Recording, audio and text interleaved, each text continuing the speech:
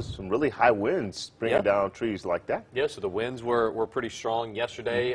The same storm system that brought us all the rain, we avoided the severe weather, but folks over there, those storms moved through in the afternoon. There's a little bit more unstable air, so they had the storms to deal with. Now we've got just the cold, just the cold to deal with right now in Summiton. You look at temperatures right at the freezing mark, but a northerly wind right now, that is keeping the frost from forming.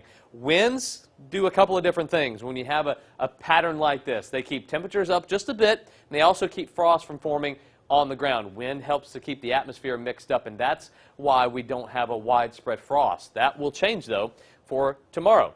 Widespread temperatures at or below freezing. 28 in Hamilton so far, the big winner, 30 in Coleman, right at that freezing mark in Gadsden, Asheville, Birmingham, Jasper, Fayette. You get the picture. It's very chilly out there, and even the spots that aren't at the freezing mark are right at that threshold. And if you compare this to what we had yesterday, we woke up, some spots were in the low 70s.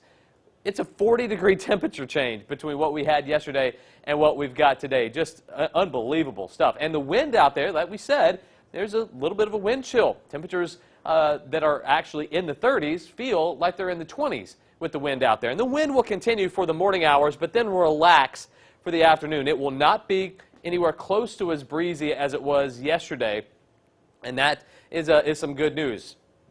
But unfortunately, that does mean that temperatures will be cold once again for tomorrow morning, and frost will be on the ground. So the winds will relax, sunny and cool for the afternoon, temperatures in the 50s, and then once again, another freeze with some patchy frost around, and temperatures right at or below that freezing mark. So we have a couple of different advisories going for tomorrow morning. The freeze warning for our northern counties, this dark blue area, and then the lighter blue, that's a frost advisory. But everybody in central Alabama is going to get cold enough, and the conditions will be right for frost to form. So if you have any sensitive plants outside that you want to keep safe, make sure those are covered or bring them inside. Make sure your pets are also inside. This is the time of year where we talk about the peas. Well, just the plants and the pets need to be protected, and people too need to be warm for tomorrow morning. Tomorrow afternoon, we see temperatures right back into the upper 50s and close to 60 degrees, and milder numbers will be on the way for later on in the forecast, namely for the middle of next week. And our next big weather maker really doesn't arrive until Thursday. That's when our next best chance of rain is going to be. That 7-day forecast shows you temperatures in the 60s for next week. And by the way, we fall back on Saturday night. Make sure that you know that.